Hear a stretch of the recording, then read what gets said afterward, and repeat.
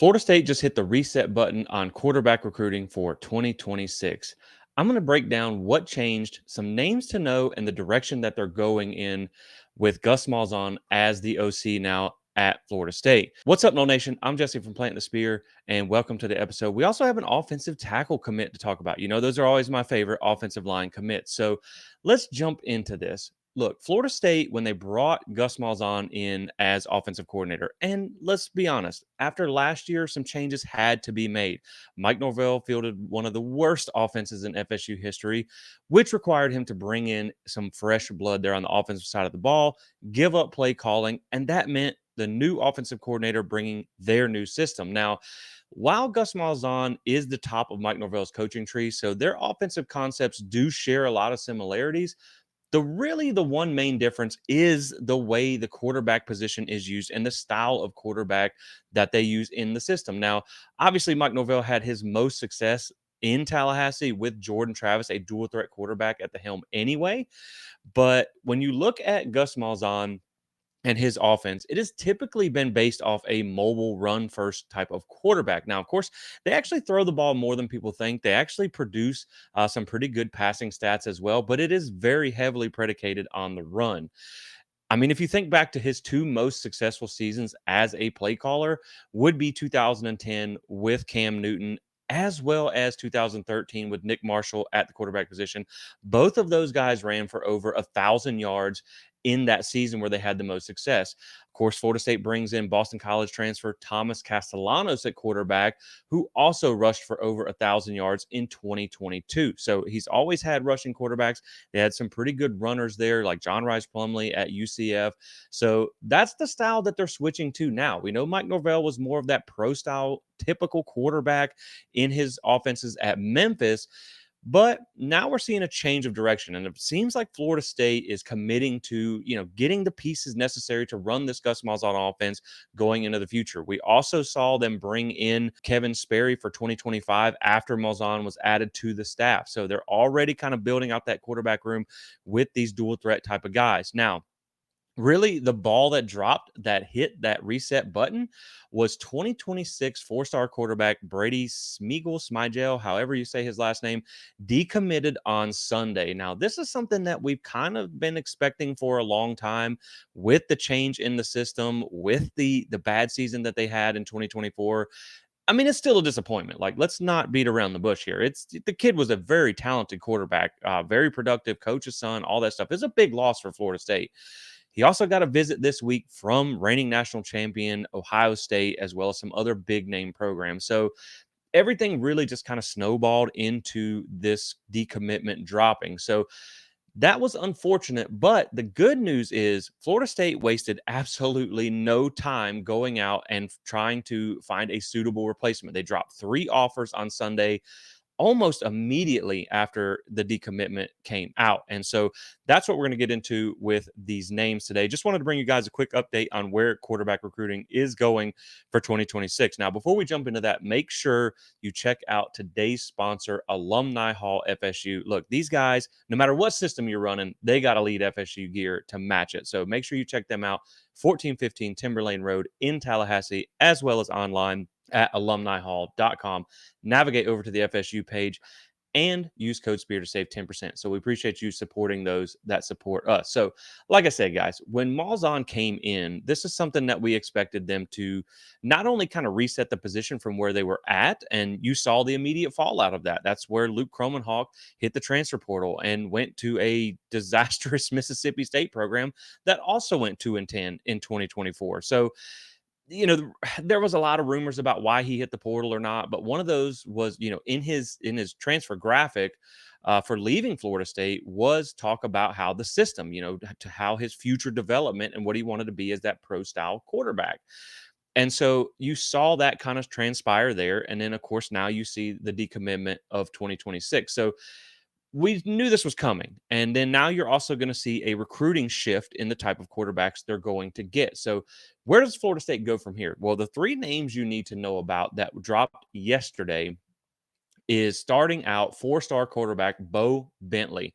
Almost immediately after Brady Smigel decommitted, four-star quarterback Bo Bentley announced via social media that FSU had made the offer. 6'2", 200 pounds, out of Salina, Texas, number 11 quarterback per 247. And this is an interesting prospect because I think Florida State is really going to go heavy on pursuing him. He has seen an absolutely meteoric rise in recruiting attention after a breakout junior season, which also happened to be his very first at the quarterback position. Now, his numbers are eye popping to say the least. First season at quarterback. This is the reason behind that meteoric rise. 69.8% completion percentage for 3,211 yards with a whopping 47 passing touchdowns to only 7 interceptions. He also added 923 rushing yards and 16 touchdowns on 124 carries. Look, FSU had already visited Bentley out at his high school in Texas, and he is planning a return trip to Tallahassee. So, given how quickly they moved on him after the decommitment, I imagine he has to be at or near the top of their wish list. He currently does hold 25 offers with 15 offers from Power Four schools.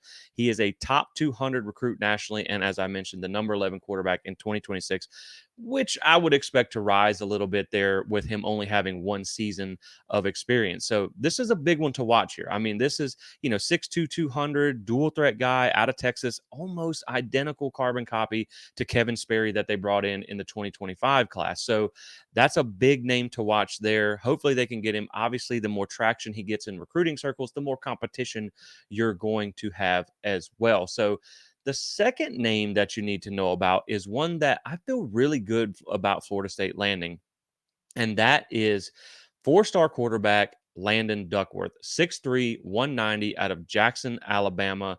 And he posted about receiving an offer almost right after Bentley did. Now, the thing that's interesting with Duckworth here and why I feel really good about this is he is very familiar with Gus Malzahn, who heavily recruited him at UCF. And the thing is, UCF was actually listed as the favorite to land Duckworth before Malzahn left for Tallahassee. So that would lead you to believe that Florida State, with an offer, would pretty much be in the driver's seat to land him at the quarterback position here. So that is why I do feel really good about Landon Duckworth because of the familiarity with Malzahn, pretty much already being committed to him at UCF. He did not actually commit, but he was pretty close. They were the favorite, as I mentioned. So you feel like you're pretty good in the driver's seat there. Now, 3-year starter at Jackson High School in Alabama, had his best season yet in 2024 as a junior. He threw for 3,439 yards, 39 touchdowns to 10 interceptions, added another 648 yards and 12 touchdowns on the ground to go with that. Now, he's a multi-sport athlete, also plays basketball and track and field. He is a top 100 recruit in the 2026 class nationally and the number 5 quarterback in the 2026 per 247, which is actually ranked slightly, I think, one spot higher than Brady Smigel was anyway. So Florida State, since the cooling off of UCF, you do have South Carolina and Ole Miss that have gotten involved for his services there. But from what they say, Florida State is expected to make a full court press to land Duckworth. So I feel really good about where they are. And this is going to be one to watch, right? This is going to be probably your most likely target to land here. Now, one of the kind of more outside targets here that was also mentioned yesterday in getting an offer from Florida State was four-star quarterback Kesan Henderson. Now, this is an intriguing prospect here, right? 6'3", 185 out of Spring, Texas. He's a quarterback, but your eyes are not mistaking you if you're watching on YouTube here. That slide says number 1 athlete. The thing is, he has been viewed as a receiver as well as a DB by multiple programs. He has shown out as a receiver on some of the 7-on-7 tournaments as well. He is a dynamic athlete all the way around. He is actually listed as a 5-star and the number 2 athlete in the 247 composite ranking. So Florida State, obviously, with the Gus Malzahn offense, views him more as a quarterback, a dual threat quarterback, which may give them an advantage if that's the position he really hopes to play in college. Now, The problem that I'm going to view here with Henderson is he's going to be the most difficult to pull, right? He has over 35 offers with some big names in the mix, such as Georgia, Auburn, Ole Miss, you name it, he's got an offer from them. So he's going to be hard to pull. And he is also currently committed to Houston at this time. Now, he's another guy that has seen a fast rise in the recruiting ranking. So I don't know how that Houston commit, how long that's going to last. He was the 2025 Navy All-American Bowl MVP. So this would be a massive get if Florida State was able to pull him. But I think at the end of the day, what you're looking at here is although the decommitment, yes, it was a hit to that 2026 class, it was pretty much expected, right? And Florida State staff, obviously, with these three offers going out immediately, they are telling you that they have a clear picture of what they want, and that is that dual threat style quarterback that Gus Malzahn has had success with in the past. And when we're in the middle of rebuilding the trenches, hopefully Herb Hand can get this offensive line where we want it to be.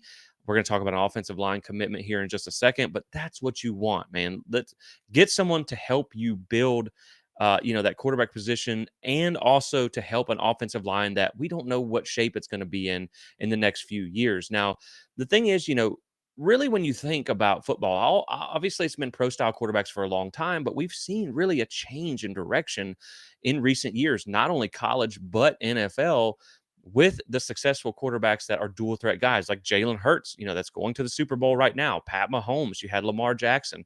Obviously, you had a dual threat quarterback, not great on the quarterback side, more on the runner side. There with Riley Leonard in the national championship for Notre Dame as well. So Florida State extends three new offers out, and that is where it stands right now for them. So we will keep our eyes on this and see how these recruitments how they develop in the next couple months as Florida State looks to make a push to find their replacement for the quarterback position in 2026. But I think any three of these guys are going to be highly coveted by Florida State. I think any of the three could run this offense successfully. I think obviously here Duckworth is going to be your favorite to land. I think Henderson is going to be the hardest to pull, but one you really want because, I mean, he could be valuable at multiple positions. And then, of course, with Bentley, I think he's kind of the wild card here. If he can put up another season his senior year like he did the junior year, I mean, those numbers are insane. So that would be a guy that you would love to have in the fold as well. So the last thing I want to get to here, as we hinted in the opening, is a offensive line commitment for Florida State that I wanted to bring you before we got out of here, and that is Chast Brown, four-star offensive tackle, 6'7", 270 out of Warner Robins, Georgia, listed as the number 21 offensive tackle in the 247 rankings, was previously committed to UCF before Herb Hand and Gus Malzahn departed for Tallahassee. Felt like a natural fit to come to Tallahassee. Took his official over the weekend, committed to Florida State on Sunday night.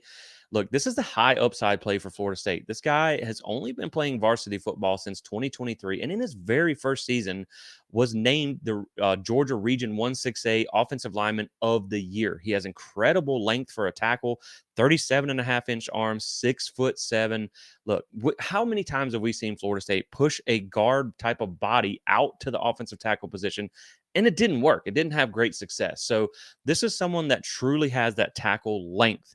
Now, the issue with Brown here is, from what I've heard, he weighed in at around 252 pounds during his visit to Florida State this past weekend. So he's going to have to add 50 to 60 pounds of mass. Now, that's not an overnight process. Florida State doesn't need him this year.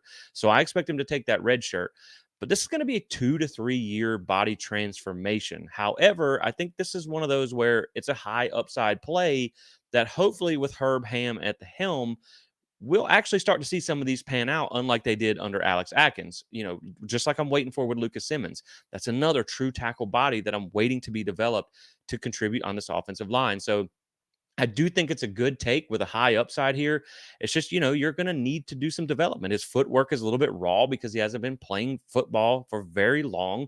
But, I mean, he's really good at working in space. He's really good at getting his hands on you and using that length to wall off defenders, which is a great attribute to have at the tackle position. And so this is a guy that you're looking at building in the future for, not an immediate help, but in the future. And that's something that, the size that he has is something that's consistent with what Herb Hand likes to use at offensive tackle. We obviously brought in Micah Pettis from Ole Miss for this year, 6'7". Last year at UCF, his tackles were 6'7" and 6'10". So he fits the mold. He's able to climb well. He's able to work out in space on screens, a lot of what they do with the Gus Malzahn offense. So good pickup for Florida State, more of a developmental future project, but just wanted to touch on that as we talk about recruiting for Florida State, as the traditional signing day in February closes in just a short period here. I know they're also pushing for Zaire Mathis, defensive end, they had on campus recently as well. So in the middle of recording this video, Florida State got another commitment. So we're going to go ahead through the power of editing. Go ahead and tack it onto this video. Florida State lands a running back for 2026, four-star Amario Clemens, 5'10", 187, about an hour outside of Tallahassee out of Marianna, Florida, the number 24 running back in the 247 composite.